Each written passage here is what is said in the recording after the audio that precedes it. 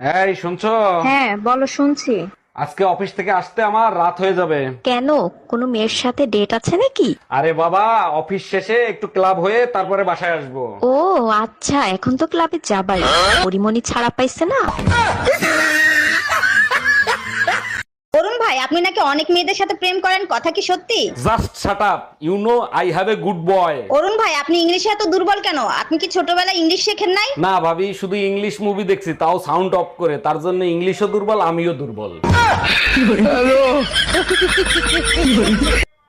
এই যে doctor, report তাড়াতাড়ি দেখেন। কি যে বলবো আপনাকে, একদম সময় নাই। কি বলেন ডাক্তার, কত সময় আছে আমার? আরে আপনার রিপোর্ট নরমাল আছে, সমস্যা নাই। এই যে বললেন সময় নাই। 4টায় আসতে বলছি, 5টায় আসছেন, তাহলে সময় থাকে?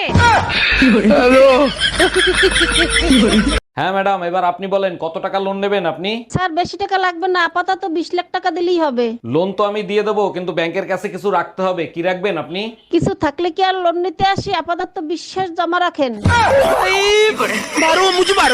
হ্যালো, আপনার সাথে জরুরি কিছু কথা আছে। দেখেন, যা বলার বিয়ের আগেই বলেন, বিয়ের পরে অশান্তি চাই না। দেখেন, কোনোদিন প্রেম করতে পারি নাই, তাই ভাবছি বিয়ে করে বউর সাথে প্রেম করব। বিয়ের পরে বাজে কথা একদম শুনতে পারবো না। আমি কিন্তু ছোটবেলায় অনেক সাইকেল চালাইছি।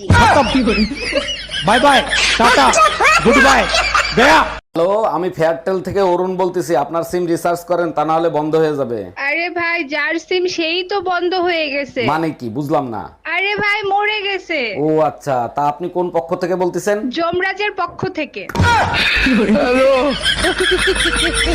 অরুণ ভাই, আপনি তো চায়না মেয়ে বিয়ে করছেন। চায়না মেয়ে তালাক দিলে কি দেনমোহরের টাকা দিতে হয়? চায়নার জিনিস তো 6 মাসের বেশি টেকে না। যদি টিকেও যায়, তালাক দিয়ে দেখবো, মনে হয় না দেনমোহরের টাকা দেয়া লাগবে। শিশু চাচা, তুই তার একদিনে দেখিস তোর তোর কুচিং কাছ থেকে আমি যেন আরে করে ছাড়বো স্যাংসুং সিং